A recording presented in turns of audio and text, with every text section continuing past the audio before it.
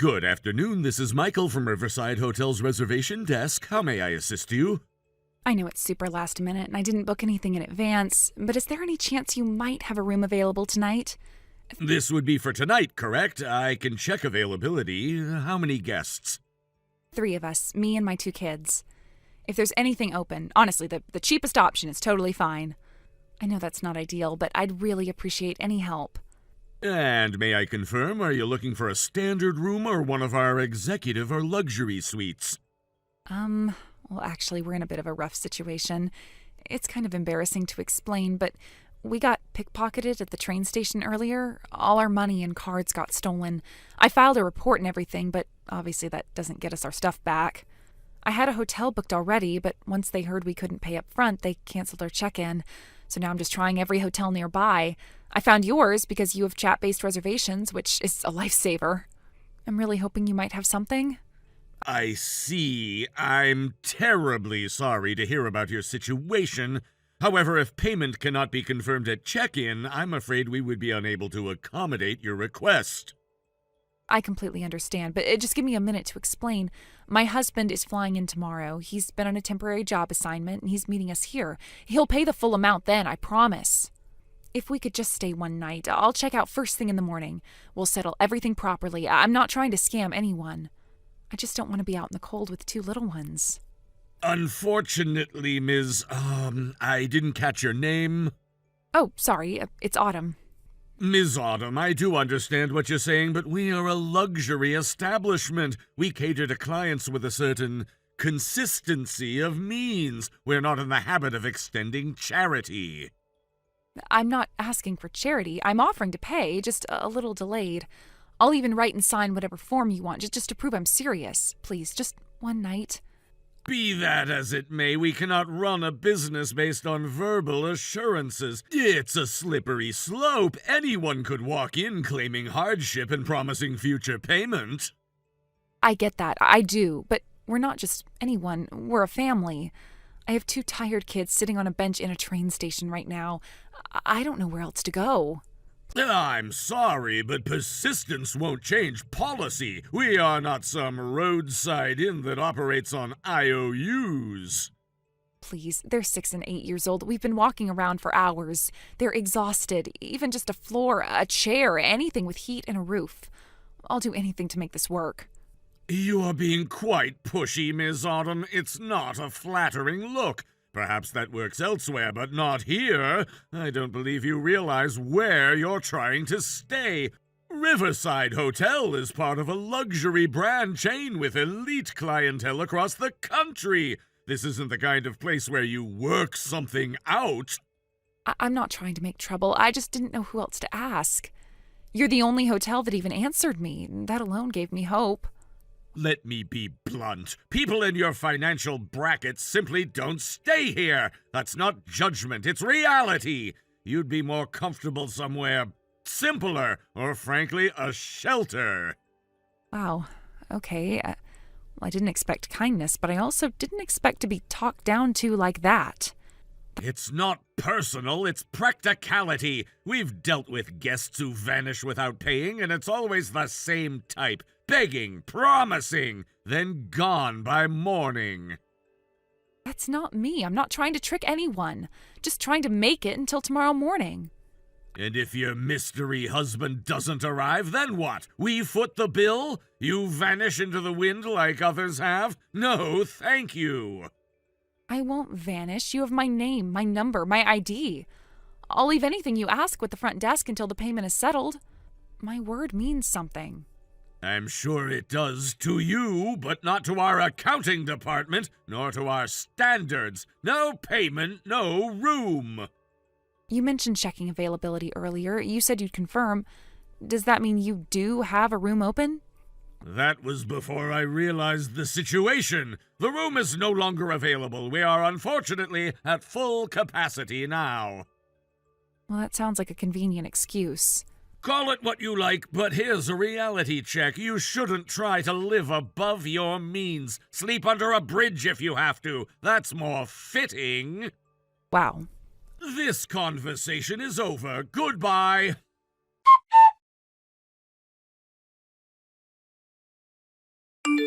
This is Michael from Riverside Hotel Reservations. How may I help you? I'm not sure if you'll remember me, but we chatted here a few nights ago. I reached out about booking a room on short notice. You'll have to be more specific. We get a lot of late-night inquiries. It was around midnight 3 days ago. I asked if you had any rooms for me and my 2 kids. I said we'd just been pickpocketed. Oh, right, that one. The sob story. You said you had no money and expected us to put you up anyway. I asked if there were any affordable rooms available, and you told me to go sleep under a bridge. I see, so you've returned to lodge a complaint then. If that's the case, you should contact the local Department of Transportation. They handle bridge complaints. If you're expecting compensation from us, however, I can tell you that our policy doesn't cover people who never actually stayed with us. I'm not here to complain. I'm here to introduce myself properly. I wasn't exactly upfront with you last time. What's that supposed to mean? My name is Autumn Rivers. I'm the general manager overseeing all Riverside Hotel Group properties nationwide. I'm sorry, you're what? The general manager. I report directly to the board of directors. No, that doesn't make any sense. That's not possible. You were saying you got robbed. You were begging for a room. That wasn't real? That's correct. It was a test. A fabricated scenario. I was conducting a surprise audit. A what? You lied? That whole story was fake? Right again. The story of being stranded was part of a service quality audit. I wanted to evaluate how staff members respond to vulnerable last-minute guests, especially through digital communication like this chat system. You're serious right now? You just made that whole thing up? What kind of person does that? A manager who wants to know what actually happens when no one's watching. This wasn't random. We recently introduced this chat booking tool across the company. I wanted to know how well it was being used, not just logistically, but ethically. I don't believe this. So you tricked me into thinking you were some desperate traveler with no money just to test me? 3 for 3. That was the point. To simulate a difficult situation and see how our staff react. This is ridiculous. You can't just pretend to be poor and desperate and then say, "Surprise, I'm corporate." That's manipulative. What's manipulative is pretending that your behavior was justifiable. This wasn't about catching someone in a lie. It was about revealing how you treat people you think can't fight back. I gave you a scenario. What you chose to do with it was entirely up to you. And what you chose was cruelty, mockery, classist rhetoric.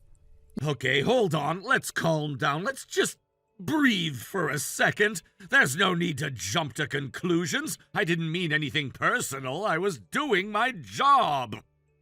You weren't doing your job, Michael. You were abusing your position. There is nothing in the Riverside Handbook that authorizes staff to belittle guests or make personal judgments about their worth. So what, you're going to fire me over this? Over one bad conversation? I've worked here for years. I've got nothing but excellent reviews. And yet in one interaction, you managed to completely undermine the values we claim to uphold. This isn't about years worked. It's about what you revealed when no one was watching. You are being provisionally terminated. Final decision will come after full review by upper management, but I've submitted my findings.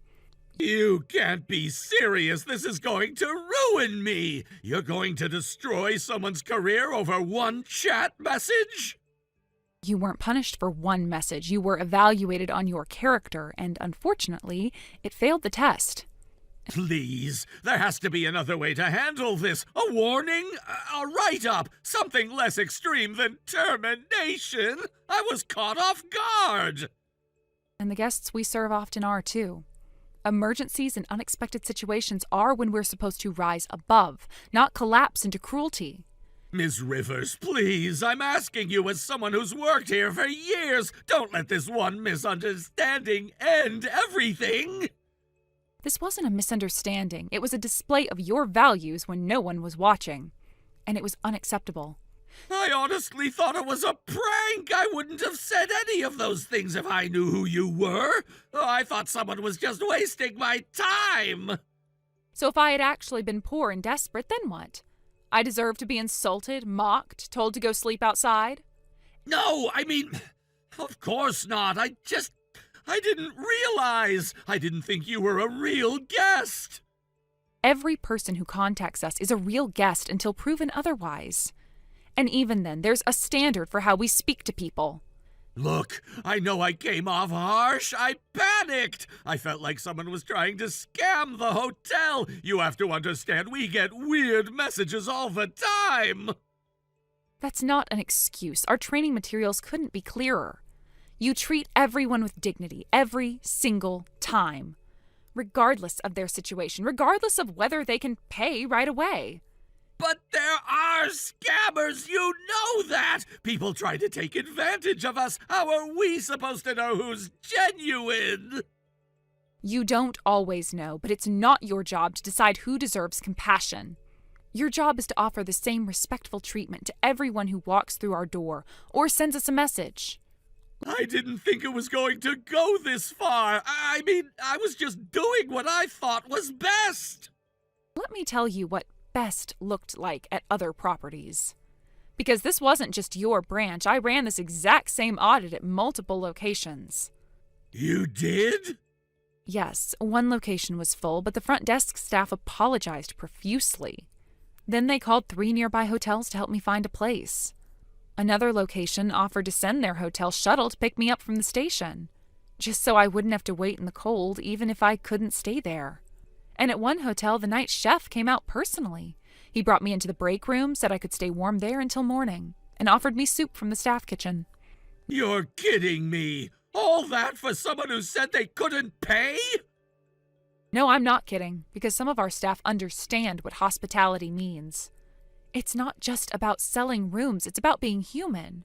Those people didn't know who I was. They had no reason to believe I was anything other than what I claimed, and they still acted with empathy. Meanwhile, you responded with condescension, judgment, and open cruelty. You mocked my story. You told me to go sleep under a bridge. I wasn't thinking straight. I was exhausted. My girlfriend had just broken up with me, and I'd picked up extra shifts to distract myself. I was running on no sleep. It wasn't personal. Well, let me stop you right there. Professionals don't take out their bad day on customers. We don't get to lash out just because we're hurting. That's not how this works. You weren't just rude, you were cruel, and you made it clear that your default setting when no one is looking is contempt. I swear that's not who I really am. I just had a lapse, a really bad moment. Then I suggest you reflect on why, when faced with someone vulnerable, your instinct was to kick them down instead of offering a hand. Because this job and this entire industry is built on compassion. And you treated it like a club to swing at people you thought were beneath you. You didn't just disrespect me. You disrespected the very mission of this hotel.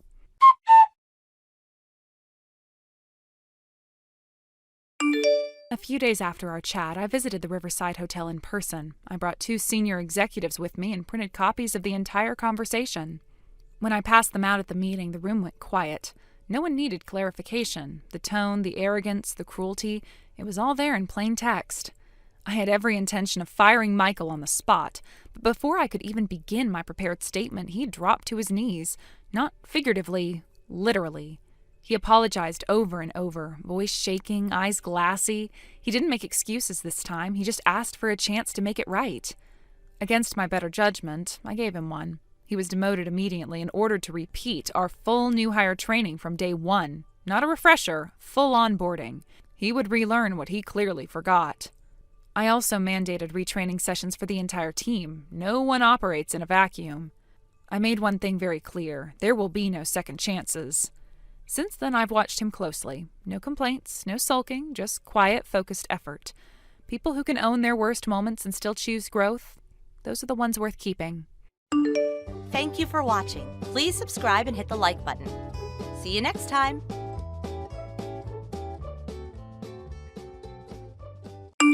So, let me get this straight. You're not coming to my wedding. Hey, Melina. Thanks for the invite. I'm really sorry, but I'm afraid I can't make it. Can't make it? It's literally on a Saturday. What do you even have going on? Like, seriously. I really wish I could come, but my team is presenting a major proposal that day. It's been locked in for months. There's no way I can get out of it.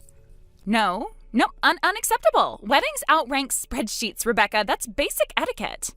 You say, sorry, job, and you show up with a gift and smile. I totally get how it looks, and I hate missing it. But this isn't just some random workday for me. It's a presentation that could determine the future of the entire company. I'm one of the lead presenters. I'd be letting everyone down if I bailed. You're letting me down? Let's talk about that. Do you even understand how much time I've spent planning this day? I know, and it's going to be amazing. I really hope you have a beautiful time. Wow, that's so touching. Really warmed my heart. Gonna print that out and frame it right next to my bouquet toss. Look, I'll still send you something, a gift. Just tell me what you'd like. Thought you never ask. So here's the thing. I'm not really into gifts I can't return. And I already have like 3 toasters thanks to my mom's book club. So I want money. Cold, hard, guilt-ridden cash. Preferably in a number that says, I'm sorry I skipped the biggest day of your life. I guess that's fair. Just send me your banking info and I'll wire it over. I'll do that. And hey, since we're talking big days, what's this I hear about you moving? Oh, yeah, I meant to let people know sooner or later. My dad inherited some land after my grandfather passed away, so we decided to build a house on it. Just moved in last week, actually. Huh? Land? Sounds rustic. You planting corn out there? It's not that rural. It's just a quiet neighborhood in Alvinton. Seems like it'll be great for working from home. Alvinton? Wait, I totally know someone who lives there. Small world. You're not in that snooty cul-de-sac with a fountain, are you? We're about 10 minutes from there, not quite fountain level. So close, though. That's kind of fancy for someone who can't get a Saturday off. I'm just saying. Melina. What? I'm teasing. Kind of. Anyway, when I swing by that area, we should totally do tea, like a real catch-up. Yeah, that would be nice. Just let me know when. Oh, I will, right after I recover from the emotional trauma of my best friend skipping my wedding. Again, I'm sorry about that. And again, you can tell me you're sorry with a couple extra zeros in your gift. Make sure it's enough to make me forget you bailed. Duly noted. Good girl. Now go crush your little presentation. I'll be here, holding back tears under a floral arch.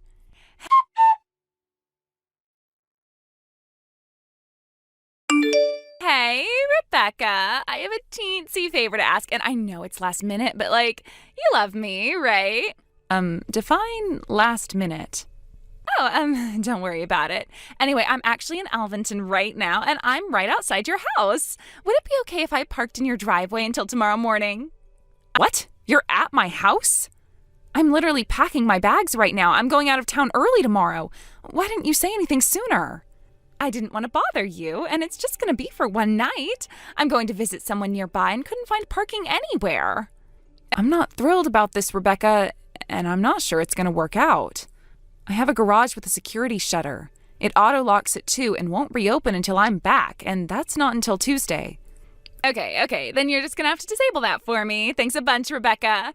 Okay, gotta run. I told Jake I'd meet up with him in just a few minutes. Talk to you later. Wait, Melina, no, I can't just leave my garage door unlocked while I'm out of town. I'm sorry, but you're just going to have to find some other arrangements. Wait, you already parked your car in my garage? Melina, where did you go? Oh no, she's not responding. Look, Melina, I hope you read this before it's too late, but just so you know, I'm not disabling the auto lock. I wouldn't feel comfortable leaving it open while I'm gone. You have until 2 p.m. this afternoon to move your car, and if you don't, well, I'm sorry, but that's on you. Hey, wait a second, Jake? Who's Jake?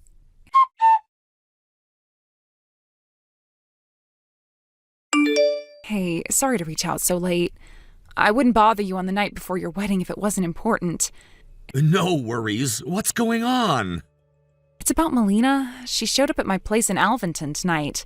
Out of nowhere, she said she needed to park her car for a bit. He's in Alvinton? Now? Why? Well, that's part of the problem. She never told me she was coming. She just kind of announced it via text. Before I could explain anything, she dumped her car in my garage and took off. Wait, what? Yeah, I was trying to tell her the garage has a security shutter. It closes automatically at 2 p.m. today. I'm leaving town, so once it shuts, it won't open until Tuesday. But she left before I could even say that. You're kidding. She just ignored you? Pretty much. She texted me, "Don't worry, I'll grab it in the morning," and then poof, gone. That's so like her.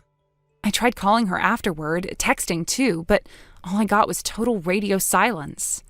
You're serious? She just parked it there and vanished? Yes, and I figured I should let you know. She mentioned something about picking you up in the morning for the ceremony? That was the plan. She said she'd swing by my place and we'd ride together. Then, yeah, that's not happening unless she comes back before 2. I told her clearly if she doesn't move the car in time, it's locked until after the weekend. And you haven't heard from her since? Not a word. That's really strange. She didn't say anything about going to Alvinton today. It's not even on the way to the venue. It's in the opposite direction. I thought that too, so I asked her what she was doing out here. She said she was meeting someone. What kind of someone? Well, she said she was running late for a meeting with someone named Jake, and then bailed. Jake? I don't know any Jake. At least not one she should be seeing the night before our wedding. Yeah, I was kind of confused too. Like, I knew your name, and I'm pretty sure I know her siblings' names, but there's no Jake in her family. I don't like the sound of this. I didn't want to jump to conclusions, but it didn't sit right. You're depending on her for the morning, and now she's gone dark. Her car's trapped here unless she magically shows up. Yeah, no, you did the right thing telling me. Wow, Melina's always been impulsive, but this... I didn't want to get involved, but she didn't ask. She told me she was leaving the car here. Now it's looking like I accidentally became part of something sketchy. I'm sorry she dragged you into whatever she's doing. I don't even know what to think. I'm really sorry about this, but I really do need to keep the auto lock on. I can't leave it open while I'm gone. No, you shouldn't have to. Honestly, this whole thing is giving me a really bad feeling. Something's off. I thought so too. Thanks for letting me know, Rebecca. Seriously, if anything else happens, if she comes back or texts, can you tell me? Of course. And Tyler? Yeah? I really hope I'm wrong. I hope it's nothing. Yeah, me too.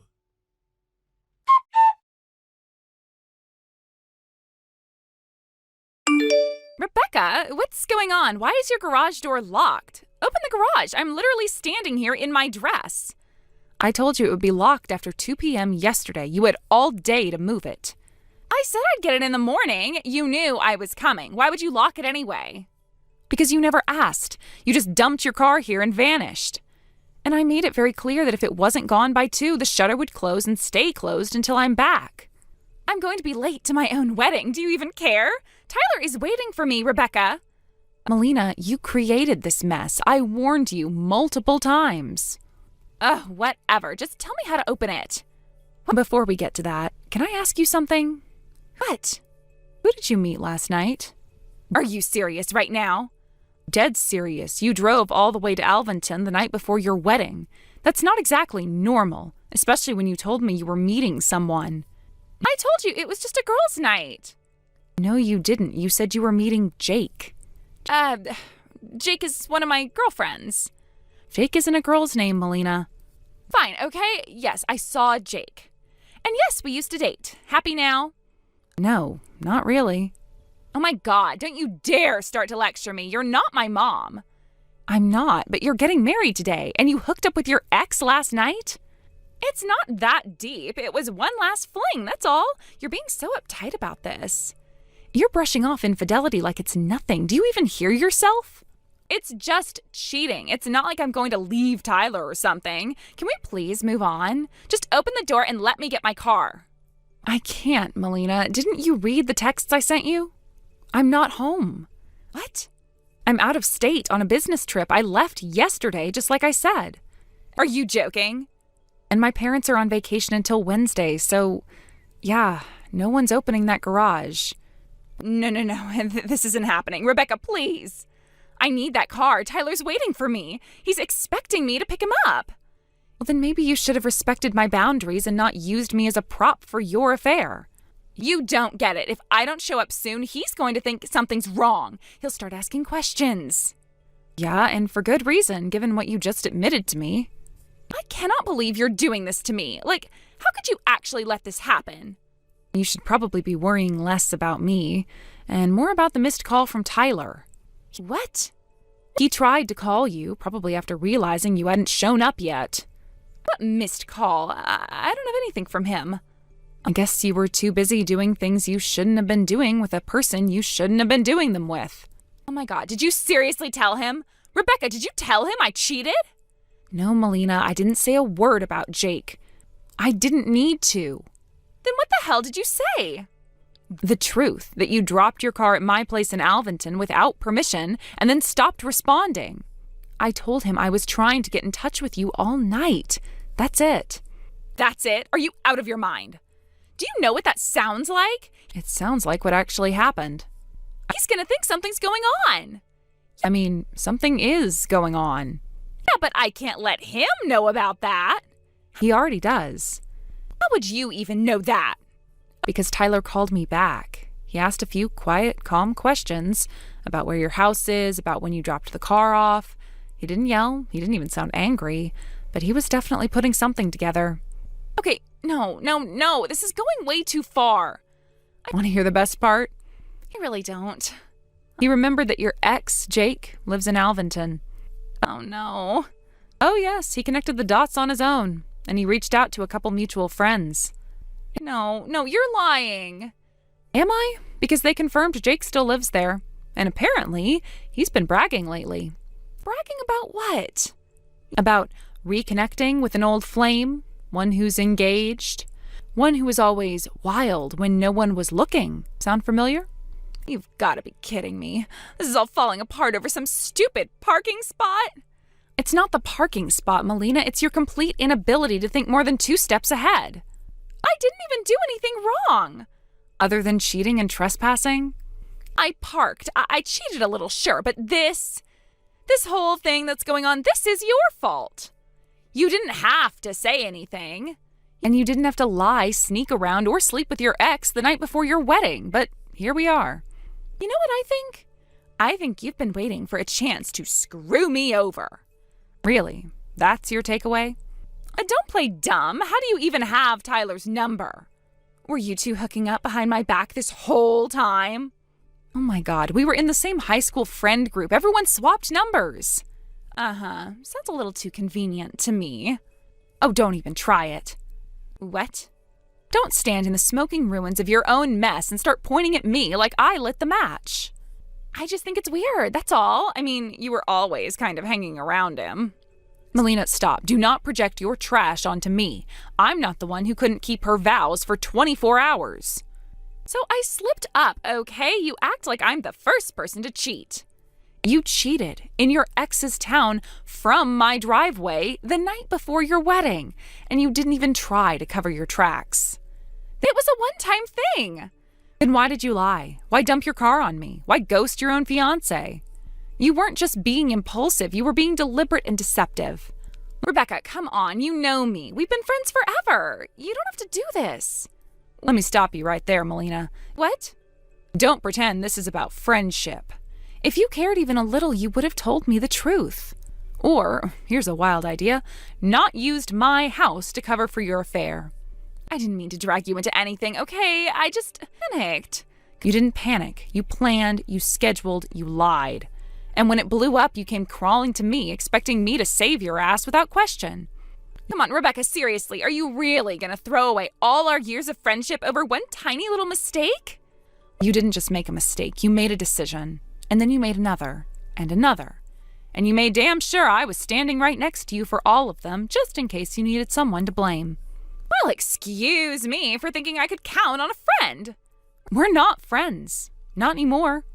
Rebecca, you tried to make me be your alibi while you sleep around on the man you're supposed to be exchanging vows with today. That's not what friends do. Please. Lose my number, Melina, for good.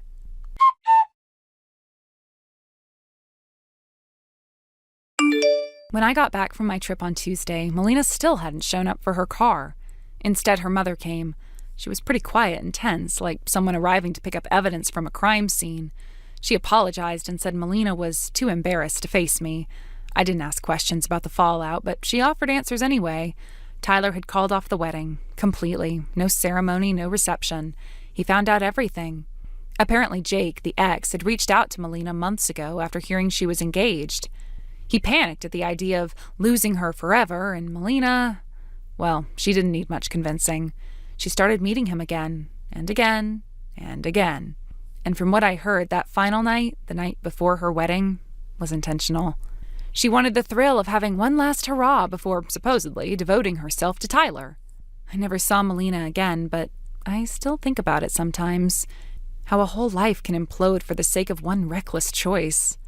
Well, I hope that last night with Jake was worth it. Thank you for watching. Please subscribe and hit the like button. See you next time.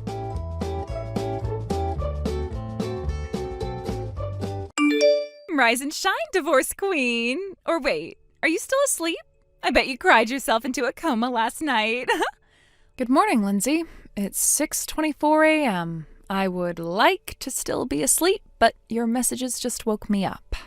Well, excuse me for being emotionally invested. I saw your post last night. I had no idea things were that bad with Mark. You should have told me. Well, that's the thing about divorce. It's not exactly something that you want to shout from the rooftops about. I didn't want to make a spectacle of it. Oh, please. It was tasteful, elegant even. After careful thought, we've decided to part ways. Very Gwyneth Paltrow of you. I loved it. I wasn't aiming for a celebrity press release. Just wanted to keep people in the loop without having 30 separate conversations. No kidding. That would have drained you emotionally. I would have just posted a crying selfie and hit post, and then watched as the sympathy poured in. You know, people asking, "Are you okay?" and being all like, "I love you, girl." That's one approach to announcing divorce, I guess. But seriously, I'm actually kind of grateful I saw it when I did. Grateful? Yeah, like now I have time to prepare myself emotionally. Prepare yourself emotionally for what? Oh, nothing for you to worry about. It's just, I'm a very intuitive person. I've been feeling things shifting for a while now. Lindsay, what does that mean? You'll see. I'm working on a few things behind the scenes. Gotta trust the universe, right? Right. Anyway, just wanted to say I support you and that I am so proud of you for finally walking away from that situation. Some of us knew for years that Mark wasn't worthy of you. I appreciate that. Thanks. Like I always said, he had dead eyes. Didn't I say that? You can't trust a man with dead eyes or men who chew ice. Does he chew ice? I bet he does. Not that I've noticed. See, another red flag. Anyway, I'll message again when the timing's right. Just, keep your phone close, okay? Lindsay, is there something you want to tell me? Toodles!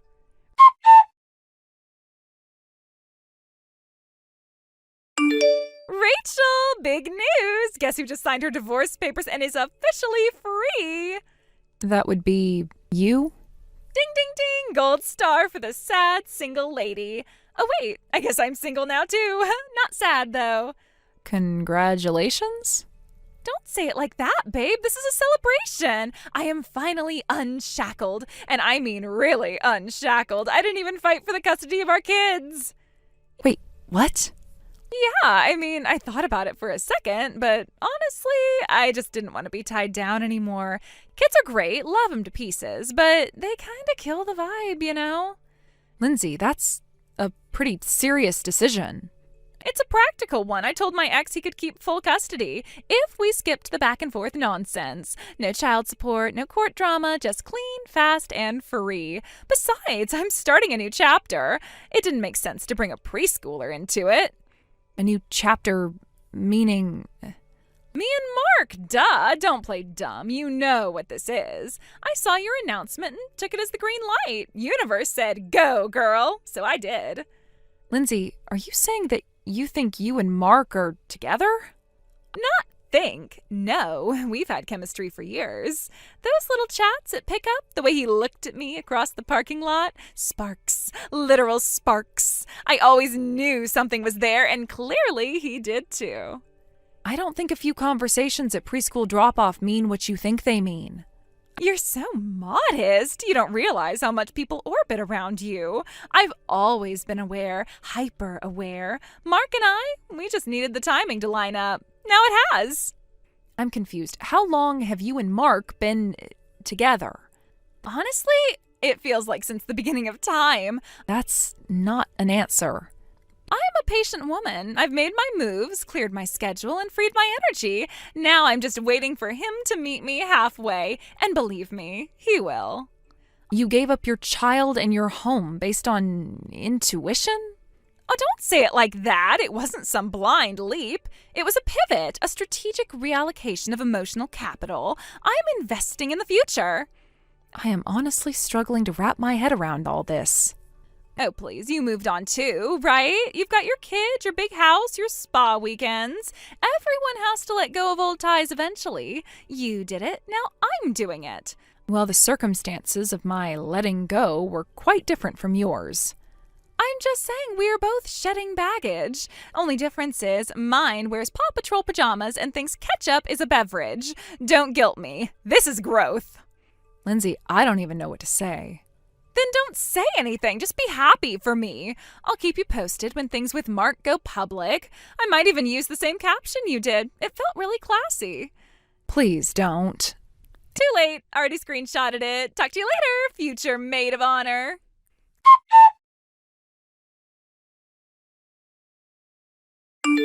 Hey, Rachel. Sorry to message out of the blue. I know we said no more contact unless it's about school stuff, but there's something really, really important that we need to talk about. It had better be. Make it quick. My dad called me in a full-blown meltdown a few hours ago. He said some woman showed up at the house this morning and told him she was my fiancée. Like she walked right inside and introduced herself like she was already part of the family. Was her name Lindsay? Yes, blonde woman, way too much perfume, said she knows me deeply. Who is this woman, Rachel? What the hell is going on? That's one of the moms from preschool. Our kids were in the same class last year. Are you serious right now? Yeah, and she's also recently divorced. Very recently, actually. Yesterday. Not only that, she gave up custody of her kid gladly and without a fight. Now the kicker, she told me that she and you were starting a new life together. What? So this is news to you too, then?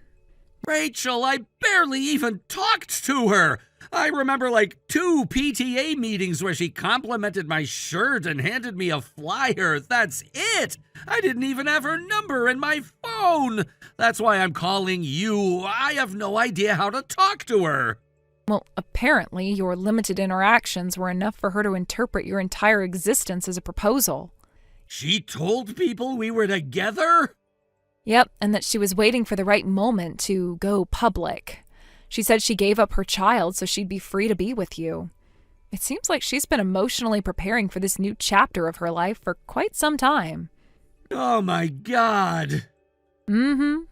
Rachel, please believe me, I did not have any sort of relationship with this Lindsay woman. Emily and I are married. We signed the marriage license last month. We've been trying to keep things quiet because of how messy everything got after the divorce. Yeah, this won't help. I swear, Rachel, I had no part in this. If I gave her the wrong idea just by existing, I don't know what to say. I'd start with I'm sorry to your dad. I already did. He's threatening to file a restraining order if she comes back. Probably not a bad idea. Just please don't get involved legally. I can't go through another court nightmare. Don't worry, I have no plans to sue anyone for delusions. Thank you. Seriously, I'm just trying to live a quiet life now. You already cleaned out what little savings I had left. Any more than this and I won't be able to pay rent. Are you expecting sympathy from me after you knocked up a college girl and left me for her? No, God, no. I just, I can't really take any more financial damage at this point. Well, as long as I don't find out about any other women you were sleeping with behind my back, you're probably in the clear. Okay, that's reassuring. Thanks for being so understanding, Rachel. I'll leave you to enjoy your evening.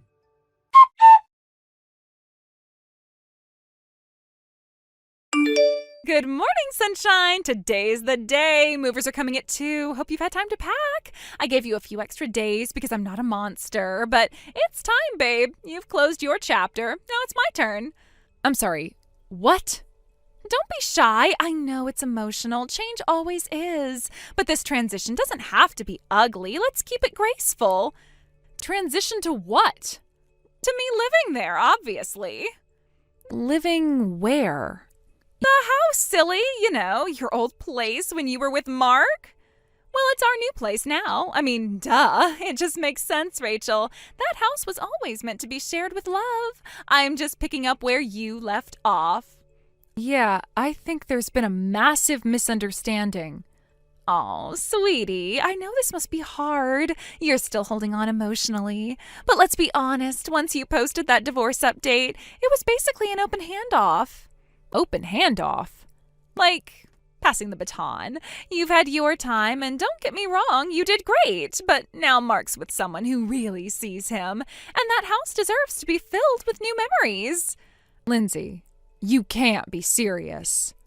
Oh, I'm dead serious. I've already mapped out future placement. I've got Pinterest boards. I picked out a backsplash. I visualized. That's manifestation, Rachel. Maybe try it sometime. So you just decided the house is yours now?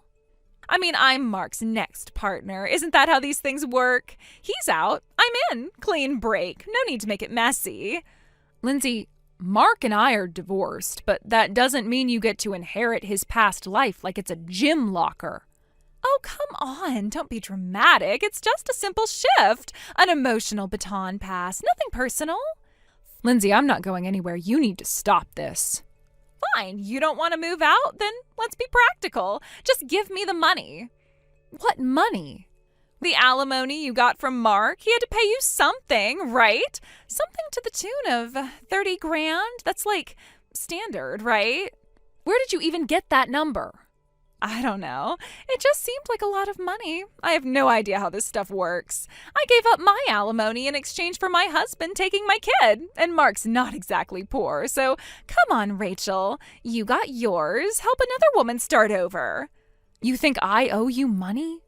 Not owe, just recognize the natural flow of things. You had your turn, now it's mine. And you're asking me to fund it? It's not like I'm trying to take everything, just a fair share. I mean, honestly, it's kind of symbolic, like passing the torch. Lindsay, this isn't a relay race. You don't get alimony by inheritance. And don't be like that. You always acted like you were above this, but you benefited. You walked away with something. Why shouldn't I? I didn't receive anything like that, and even if I had, why would you think you're entitled to it? Because I gave up everything. My marriage, my home, my daughter. I let go of it all for what I thought was coming next. And whose decision was that? Don't twist this. I did it because I thought Mark and I would... Lindsay, that house you're so fixated on, it's not Mark's. What? The mansion? It's mine. Always has been. I inherited it from my parents before I ever met him. He lived there because we were married. He had no ownership, no legal claim. That can't be right. It is. No, I thought it was his family's. It wasn't. It's in my name, solely. He moved out the day the divorce was final. So I gave everything up for a house that was never even his? That about sums it up. Oh my God. Oh my God. If you're looking for God, try a church. You don't understand. I gave up everything. I thought this was supposed to be my next chapter. Based on what? I left my husband. I gave up custody of my kid. I let him have the condo. I sold all my furniture.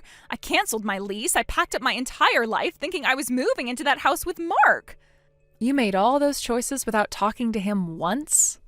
I knew, Rachel. I could feel it. I thought he was waiting for things to settle, waiting for the divorce to go through so we could finally start fresh.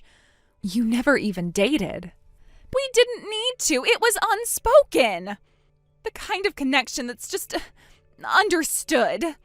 Like when he held the door open for me at the preschool pickup. He lingered. He looked back. Because he didn't want to get hit with the door, Lindsay. You weren't there. You didn't see the way he looked at me when I brought that lemon loaf for the teacher potluck. That lemon loaf came from Costco. It's the gesture, Rachel! And then that day at the parent-teacher conference, he handed me a bottled water. No words, just handed it to me. Our fingers touched. And that was the PTA's water table. I know because I bought the case. He said, "Stay cool out there." Because it was 93 degrees and your face was beet red. No, there was meaning in it. There was. Lindsay, I asked Mark once if he knew who you were. He said, "Is she the one with the neon tote bag?" He remembered my bag? That's all he remembered. But I picked out curtains. I had a morning routine planned. I was going to do green smoothies in the sunroom while he read the paper. I gave my daughter's bedroom set to a neighbor because I thought I wouldn't need it anymore. That wasn't a vision. That was a hallucination. You're lying. You have to be. No, Lindsay, I'm just the first person who said it out loud. Rachel, I just need one honest answer. No sarcasm. No passive-aggressive little quips. Just tell me where Mark is right now. He moved out the day the divorce was finalized, like I told you. But where did he go? Is he staying with friends? Did he move out of town? I think I deserve to know that much. He's living in a small apartment across town, over by Greenway, I believe. And who is he living with? He's not living alone, if that's what you're hoping. He moved in with his wife. I'm sorry. With his what? His wife, Lindsay. Mark is married now. It happened quietly not long after the divorce was finalized. He met someone new and they moved in together. They're building their own life. No, that's not possible. He wouldn't just get married without saying anything. I would have heard. Someone would have told me. You're lying to get rid of me. I'm not lying. Her name is Emily. She's younger, kind, and apparently very grounded, which, given recent events, makes a lot of sense. I left my husband because I thought Mark was waiting for me. I gave up custody of my daughter because I believed that once the dust settled, I would be living in that house, in that life beside him. I thought he was preparing everything in silence because he couldn't say it out loud yet. Do you understand how deeply I committed to this? I think you committed to a version of events that existed only in your imagination.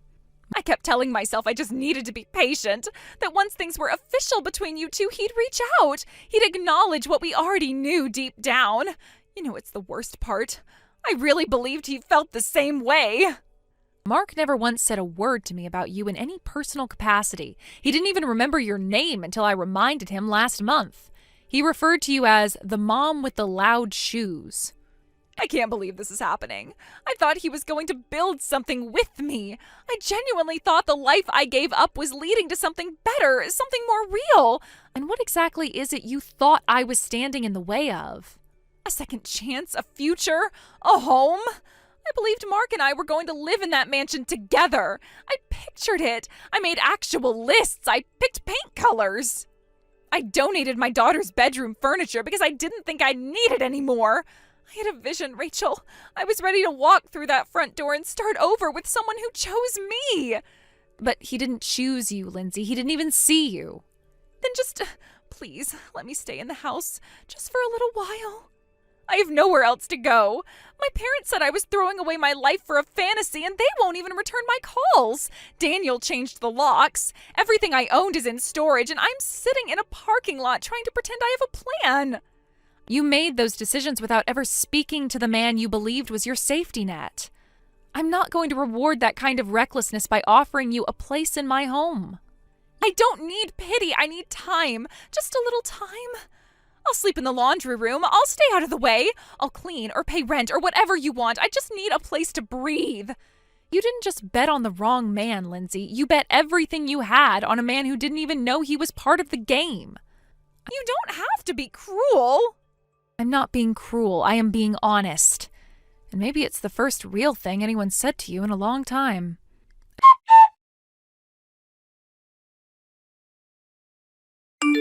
A few days later, Lindsay showed up at the mansion. She must have expected a tearful reunion or some grand redemption arc. Instead, she found empty rooms, locked doors, and not a trace of Mark or me. I heard she tracked down Mark's new apartment somehow. She stormed the entrance while he and his new wife were stepping out with groceries and screamed about betrayal and wedding vows that never existed. The neighbors called the police. She left in a patrol car, still yelling about how this wasn't how it was supposed to end. That night, I got a voicemail. Her voice was trembling. "Please talk to them for me. You're the only one who'll understand." I didn't listen to the rest. I blocked the number and made a note to change mine next week. Some people don't crash quietly. They bring the whole fantasy down with them, and they expect you to catch the debris. Thank you for watching. Please subscribe and hit the like button. See you next time.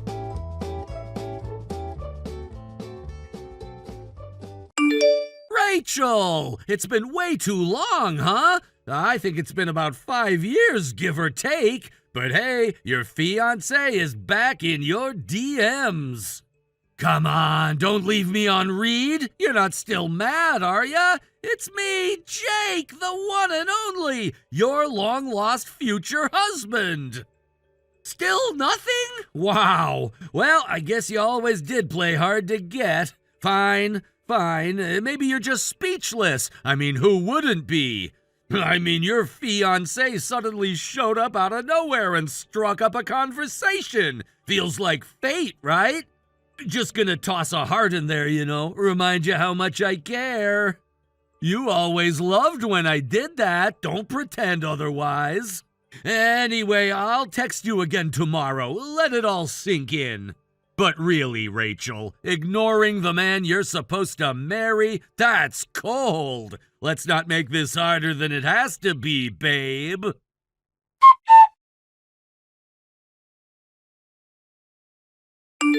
Rachel, come on, it's been a whole day. You're seriously not gonna respond? I even went out of my way to get a new phone and a new number in order to talk to you. For some reason, my texts stopped going through after a while. Weird, huh? Must have been a glitch. But I'm here now, messaging you directly. So what's the holdup? I mean, we were engaged, weren't we? That sort of bond doesn't just disappear overnight. I even added a heart emoji to my text. Did you see that? I thought, that would show you how serious I am about getting back together with you. So, whenever you see the heart emoji, if you could send one back, that'd make me super happy. What the hell is this, Jake? You want me to send you a heart emoji? You've got some nerve showing up with emojis and delusions like it's still 2018. I don't know which emotion is stronger right now, disgust or cringe. So you did see it! Great! Look, I'm just trying to reconnect. We've got history, Rachel. History like ours stands the test of time. It wouldn't matter if it were 5 weeks, 5 years, or 5 centuries since we've spoken. Our bond just doesn't go away. Yes, Jake, it does go away when I tell you to never speak to me again and block you, which I did 5 years ago intentionally. Wait, hold on. You blocked me? That's why I couldn't reach you all this time? You blocked your own fiancé. Are you serious? Dead serious. And you keep saying fiancé like that title hasn't expired? Because it expired the moment you walked out. Keep texting and I'll give your new account the same farewell package. Block, delete, forget. Goodbye.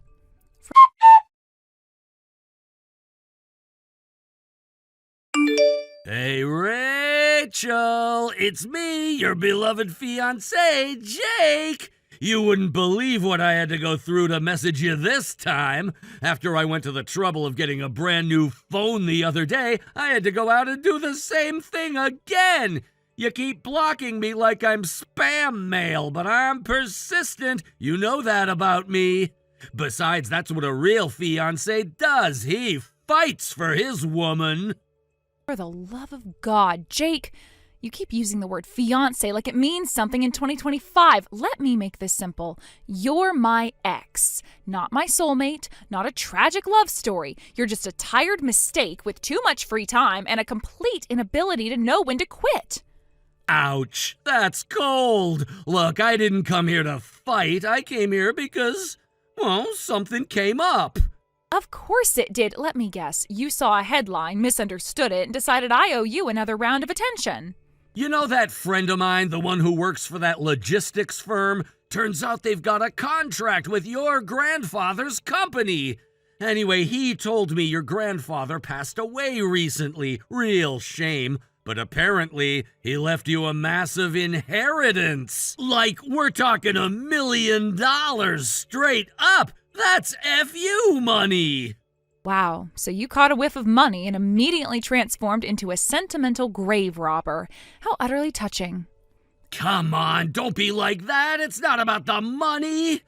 Well, okay, it's a little about the money, but it's also about the timing. I mean, think about it. You're single, I'm single, and now you're a millionaire. It's like the universe is finally aligning.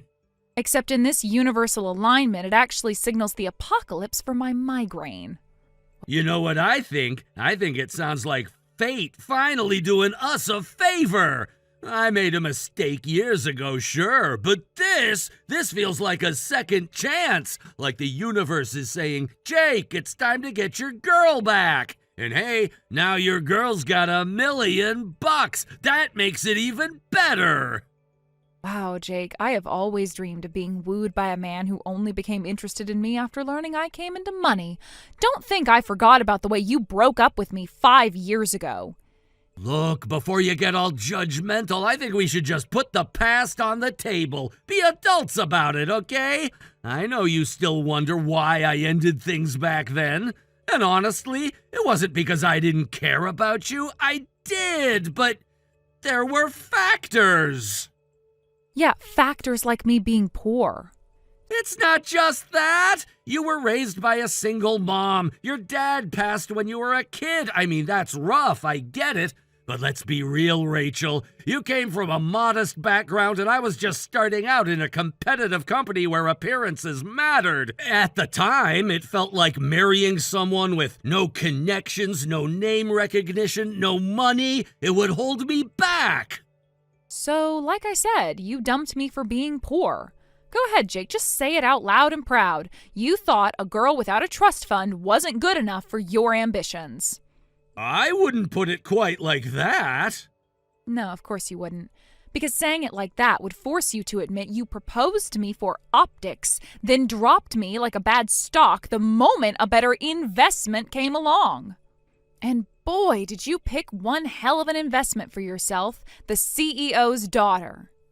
Okay, that's not entirely fair. She and I had a connection, a real, deep, emotional connection. Oh, I'm sure you did. And I'm sure that connection shattered the minute she found out you were stringing me along at the same time. It must have been awkward to get a double slap in the middle of the office and then dumped in front of half the company. Followed, of course, by her daddy calling you into his office and firing you on the spot. You really memorized the whole incident like a script, huh? No, Jake, I just have a great memory for trash I took out myself. Okay, you've made your point, but that's not what this is about. I didn't come back to dig up the past. I came back because I thought we might still have a future, especially now that you've got potential. The biggest potential in my immediate future is the potential to report you to the police for harassment. Whoa, baby, calm down for a second. I've got a big announcement to make. I quit my job. It felt great, too. Handed in my resignation yesterday. No regrets. Okay, and? Aren't you gonna ask why? Bold of you to assume I care, but sure. Why? To propose to you, obviously. I mean, once I found out you were the granddaughter of a wealthy CEO, and possibly even running the company yourself, it just made sense. You're in a different league now, Rachel. You're like a completely new woman. It hit me like lightning. This is fate. So I cleared the decks. I don't need no job to tie me down. I want absolutely no distractions. Just you, me, and happily ever after. Let me get this straight. You quit your only source of income? Because you think I'm going to bankroll your comeback into my life? No, it's not like that. Then what the hell is it like, Jake? Connect the dots for me. Explain it to me like I'm 5. Actually, you probably couldn't even do that. Okay, explain it to me like I'm just as much of an idiot as you. I just figured, you've got $1 million in the bank, right? That, plus you've got some cushy executive job in that company, too. And that all means that there isn't really any need for me to work anymore. We could just, start our life together. You honestly believe $1 million is enough for two people to live on indefinitely? Because that's not how basic math works. Wait, what? $1 million isn't enough? No, the average lifetime earnings for a person in the U.S. are about $2.7 million. That's per person, Jake. $1 million might feel big when you say it fast, but it doesn't stretch over a lifetime. Not even close. Wow, that's not what I heard. I mean, yeah, okay, maybe it's a little tight, but still, you're probably making 6 figures as an executive, so we're good, right? Between your inheritance and your income, I'm pretty sure we're set. You're not listening, you're guessing. And also, I'm not filling out marriage paperwork, so stop asking where I live. Why not? I already got the forms. I'll come over and... It's irrelevant. I'm already married. Happily married, actually. Wait just a second. Married? You're telling me you've been married this whole time? That doesn't add up. When would that have even happened? It happened 2 years ago. We had a small ceremony. It was nothing flashy. We invited our family, close friends, only the people who actually mattered. Please note that doesn't include you. 2 years ago? No way, I don't buy that. You're just saying that to push me away. If you'd really gotten married, I would have heard about it somehow. Somebody would have mentioned it to me. That sort of thing just doesn't stay hidden for 2 years. Why would anyone mention it to you? You're not part of my life anymore, Jake. You haven't been for years. You weren't invited, informed, or relevant. You know what I think? I think you married someone for the wrong reasons. You probably felt pressure or wanted to prove something. But come on, you know just as well as I do that it's not real. You and me, we had something deeper, the kind of connection that they make movies about. You're confusing depth with dysfunction. What we had was a messy chapter I am glad to have closed. What I have now is quiet, kind, and stable, something you clearly don't recognize. Which is likely because it doesn't come with a grand entrance and a bad financial decision. All right, fine. Maybe things didn't end perfectly before, but that doesn't mean they can't start over now. People get divorced all the time. Till death do us part is more of a guideline than a rule. You don't have to stay with him just because you said I do. We could still have a future. And hey, this time we'd actually have the money to make it work. I have to say, I am really grateful that you're being so upfront and honest about the real reason you're here. Not for me, not for some grand reconciliation, but for the fantasy you've built in your head about love and bank accounts. You don't want me. You want the amount of money that you think I have in the bank. I'm just saying that I think we owe it to ourselves to give it another shot. To give us another shot. No, Jake, what I owe myself is peace, and I intend to keep it. You're really going to just shut the door like that? I didn't just shut it. I locked it, bricked over the entrance, and planted a garden in its place. And now I'm done answering the door. Goodbye, Jake. I'm blocking you again. Come on, Rachel. I don't know where I'm going to get the money to get a new phone this time.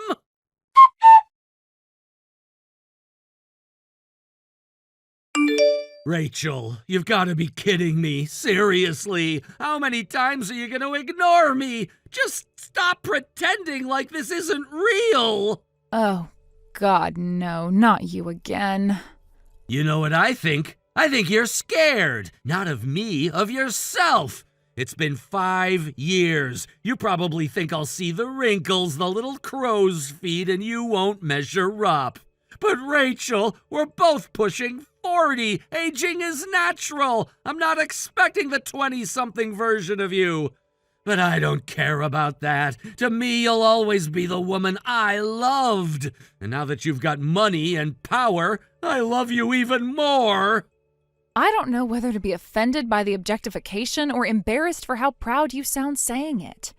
Either way, stop calling me that. I'm not some fantasy character from your midlife crisis. Look, it's not complicated. I love you. You love me. Let's get married. We can do it today. Think about it. No more jobs, no more stress. Just us, together with all the luxury your money can buy. You're still not hearing me. I am married. Then you can always get divorced. If it's not real love, then what's the point of staying anyway? I can be the one who shows you what true love really is. You're the one showing me what a psychopath really is. I'm getting tired of this. So do me a favor. Go to my company's homepage. What for? Just do it. Open the company website and take a look at who's listed as the new CEO. What is this, a test? All right, fine. I'm looking. Marcus McDaniel? That's right. And you know what my last name is right now? McDaniel. Oh, so he's like a cousin or something? No, Jake, not a cousin, not a distant relative. He's my husband, the actual CEO of my grandfather's company. Then what's this I heard about you being an executive? I thought you were the one running things. Nope, it's not me. I work in an entirely different field. I have nothing to do with the company. Marcus is the one who runs the company. But even if that's true, I still think your marriage isn't built to last. I mean, maybe it's one of those things you did out of pressure. It doesn't have to be forever. We met, we fell in love, we got married. That's all there is to it. No pressure, no settling, just a real relationship built on real things, which is more than I can say for you. All right, fine, but what about the inheritance? I heard it was $1 million. That's not nothing. That could have changed everything. It wasn't $1 million. What? Then how much was it? Why would I tell you? Where did you even get that number from? I don't know. It was just what people were saying on the internet. I figured, it made sense. God, how dumb can you be, Jake? You quit your job based on a rumor you heard on social media? Look, can you stop insulting me for a second? I already quit my job. That's over and done with. What am I supposed to do now? You're going to need to start job hunting, like every other adult who makes stupid decisions and has to live with it. You say that so casually, like this isn't a huge deal. I gave up everything thinking I'd be starting a new chapter. You gave up everything based on nothing. That's on you. Let's not forget your last job was a lucky break after you got blacklisted for humiliating the CEO's daughter. That company was the only one that took you in, and you walked away from it for a fantasy. I didn't think... I thought... No, Jake, you're incapable of thinking. You hoped, and then you acted like your hope was fact. Now you're worse off than when you started, and I'm still not yours. So that's it? You're just walking away from me? You walked away from me, you backstabbing, cheating loser. I'm not your $1 million bride. I never was. Okay, well, maybe you're not gonna marry me. That's fine. But can you at least give me some money? Rachel?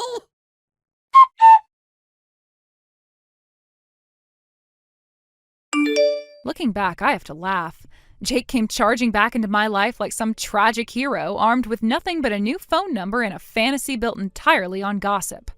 He quit his job, burned his last professional bridge, and convinced himself I'd been sitting around just waiting to hand him a fortune. Yes, I inherited money, and I wasn't lying when I told him it wasn't $1 million. It was more. Much more.